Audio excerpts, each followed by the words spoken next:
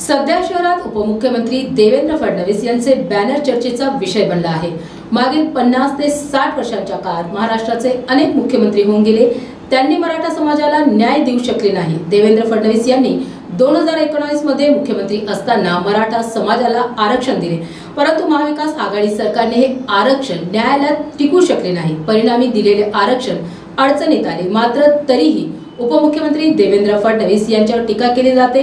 अद्याप त्यांनी मराठा समाजाच्या आरक्षणाला विरोध केला नाही। असे असताना टीका होत असली तरी सर्वांवर ते भारी पडणार म्हणून एक अकेला सब पे भारी अशा आशयाचे बॅनर लावले असल्याचे भाजपमधील मराठा कार्यकर्ते राजेंद्र साबळे यांनी व्हिडिओच्या माध्यमातून स्पष्ट केले आहे।